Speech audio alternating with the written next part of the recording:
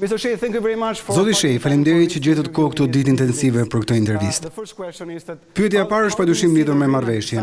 Si e shihni ju atë marrëveshje të nënshkruar dje mes Kosovës dhe Serbisë në shtëpinë e bardhë? Cili është komenti juaj për të? Së pari faleminderit për ftesën. Padyshim është një marrëveshje shumë e mirëpritur. Ishte një periudhë prej afro 2 vitesh ku Prishtina e Beogradin nuk komunikonin fare mes tyre. Dhe ju e dini, Prishtina vendosi taksën mbi produktet serbe, e cila tashmë u hoq. Është shumë gjë e mirë që presidenti Vučić dhe kryeministri Hoti rivendosën këtë kanal komunikimi. Ata tashmë flasin. Nuk shoh që ky është fundi i procesit, por është vetëm fillimi i tij. Por normalizimi i marrëdhënieve ekonomike është një nisje e mbarë. Kryesorja ama është implementimi. Flitet për një sër gjërash, hapje pikash kufitare, hekurudha, njohje profesionale. Shumë gjëra janë shumë të mira, por ajo që na duhet tani është një zbatim konkret i marrëveshjes dhe çështjet e dakordsuara të ecin përpara sa më shpejt. A ka një fitues nga kjo marrëveshje? Kush ka fituar më shumë, Kosova apo Serbia? Nëse mund të themi që ka një fitues. Mendoj se të dyja palët kanë gjëra për të fituar sepse janë fqinj dhe nuk mund ta ndryshojmë gjeografinë dhe ta vendosim Kosovën në një pjesë tjetër të Europës. Padyshim prosperiteti i Kosovës varet thelbësisht nga të qenit aftë të bëjë tregti të hapur me Serbinë.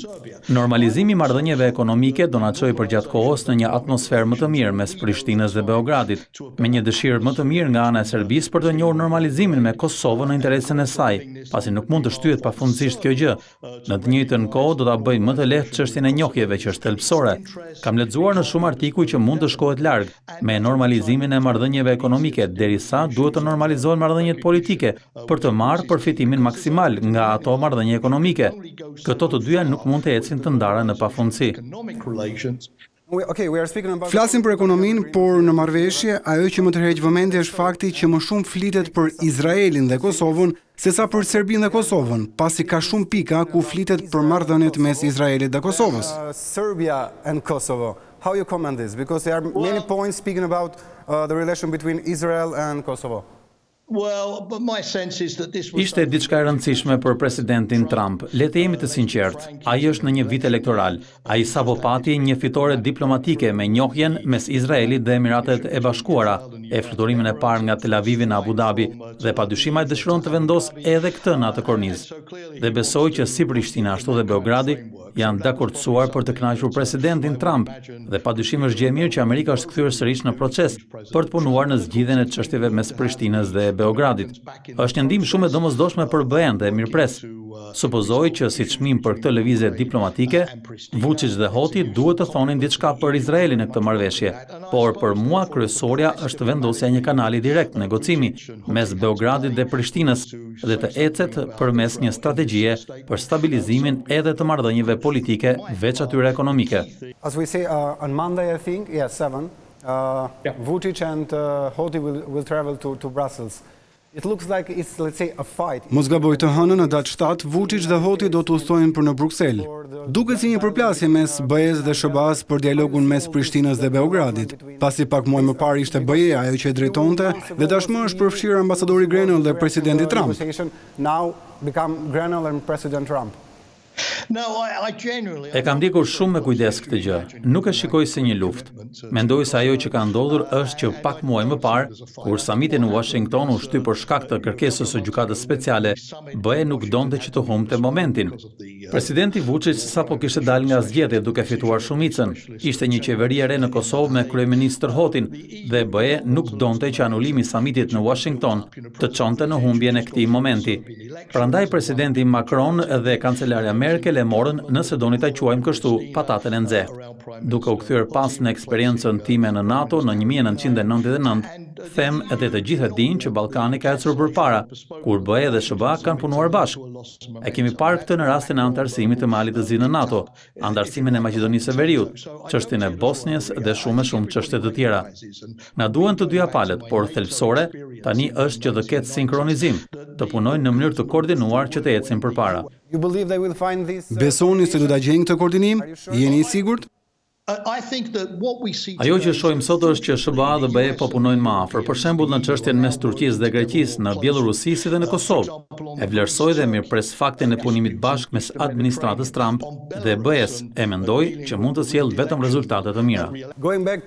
Duke u kthyer 21 vite pas në kohën e luftës, a ishte kjo marrëveshje një nga gjërat për të cilat NATO dhe Kosova luftuan? Në atë kohë ne nuk luftuam për pavarësinë e Kosovës. Duhet ta them këtë gjë. Ajo ishte një rezultat që erdhi rrugës.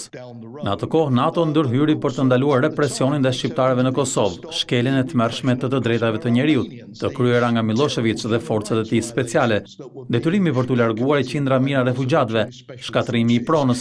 Pra, ndërhyrja e NATO-s ishte një ndërhyrje për të drejtat e njerëzit. Për fat të keq, Serbia kreu aq shumë represion në Kosovë, saqë ishte e pamundur për Kosovën që të ishte më pjesë e Serbisë dhe pavarësia erdhi. Por nuk ishte ajo arsyeja kryesore sepse NATO ndërhyri në vitin 1999, ishte ngritja kundër genocidit dhe mbrojtja e të drejtave të njerëzit. Të gjitha ato u provuan me dënimin e Miloševićit dhe shumë të tjerëve nga gjykata e Hagës vite më pas. Till now we don't have, let's say, a statement from Russia. How do you see the role of Russia in all this? Dhe dy pyetje të fundit. Deri më tani nuk kemi pasur një qendrim nga Rusia. Si e shihni rolin e Rusisë në rajon dhe si mendoni se do ta presin ata? Pasi gjithnjë kemi dëgjuar se nëse Prishtina dhe Beogradi dakorsohen mes tyre, ata do ta mbështesin. A besoni se do ta mbështesin edhe këtë marrëveshje? If Pristina and Belgrade find a solution, we will support. But do you really believe that they will support this one? Duhet të besojmë fjalën që ka dhënë Putin, që nëse është patrysni. Dhe ky ishte rasti në Washington. Presidenti Vučić nuk ishte nën presion kur firmosi, kështu që duhet të presim që presidenti Putin të mbajë fjalën e tij, që serbët dhe kosovarët të dakordsohen. E Rusia duhet ta respektojë atë zgjedhje demokratike, ashtu siç respektoi edhe zgjedhjen demokratike të qytetarëve në Malin e Zi, për mënyrën se si votuan ata. Dhe duke u ndalur tek Mali i Zi, koalicioni i ri qeverisës ka deklaruar se ne do të qëndrojmë rrugës pro BE-s dhe NATO-s. Serbia po ashtu është në negociate për antarësim në BE, kështu që ndonjëherë mendoj që egzagjerojmë influencën ruse në rajon. Rajoni ka dëshmuar që nuk e ka lindjen si zgjedhje, por perëndimin. Kjo është zgjedhja më e mirë për rajonin dhe shumica e njerëzve aty e din këtë gjë. And the last question will be about Dhe pyetja e fundit ka të bëjë me thirrjen e Thaçit dhe Veselit në gjykatën speciale, në ditën që Thaçi do të udhëtonte për në SBA. Dhe në fakt janë akuza për mbi 100 vrasje e shumë krime të tjera. A i besoni të gjitha këto akuza për ta, pasi ju i njihni, i keni takuar gjatë luftës, keni folur me ta? I njoh shumë mirë dhe presidentin Thaçi e njoh më mirë. E vetmja gjë që mund të them është që Kosova, lidershipi i saj, parlamenti i Kosovës, votuan dhe dakordsuan krijimin e një gjykate speciale në Hagë, për të marrë me gjithë këto akuza që kanë qarkulluar ndër vite.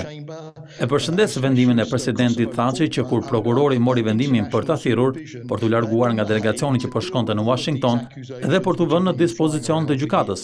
Për mua është një akt përgjegjëshmërie, sepse Kosova vetë vendosi për krijimin e këtij mekanizmi dhe është e rëndësishme për vetë Kosovën, për reputacionin e saj ndërkombëtar, besueshmërinë tek ata, për të ndjekur procedurat e vendosura prej vetë saj. Edhe një herë përshëndes gatishmërinë e klasës politike në Kosovë për të bashkëpunuar. Padyshim gjykata do të mblidhet e do të vendosë nëse ka prova për ato akuza, por besoj që është e rëndësishme për Kosovën që ky proces të vijojë. Po ose jo, besoni që Thaçi është fajtor? Pasi siç mund ta keni dëgjuar, shumë njerëz i lidhin akuzat e Thaçit dhe Veselit me pastërtinë dhe drejtsinë e luftës së UÇK-s. Shumë njerëz e bëjnë këtë lidhje. Provat historike të konfliktit janë të padiskutueshme. Kishte shumë represion të Serbisë në Kosovë, me mijëra njerëz të vrarë, Raçaku e shumë masakra të tjera. Kjo është e gjitha e dokumentuar dhe e provuar. Nuk duhet të rishkruajmë historinë e konfliktit, përgjegjësia aty është e qartë. Ajo që dua të them është që unë nuk mund të deklarohem mbi fajsinë ose jo të askujt. Nuk jam gjyqtar as avokat. Është detyra e gjykatës speciale, për të cilën vetë Kosova vendosi të ngrihet, për të vendosur lidhur me të dhe të jap një vendim përfundimtar. E gjitha çfarë mund t'ju them është që edhe një herë vlerësoj maksimalisht gatishmërinë e liderëve të Kosovës, të cilët janë në nënhetim për të bashkëpunuar pa më dyshje. Kjo është gjëja e dur për besueshmërinë e Kosovës në arenën ndërkombëtare. Kjo është e vetmja deklarata imja lidhur me këtë çështje.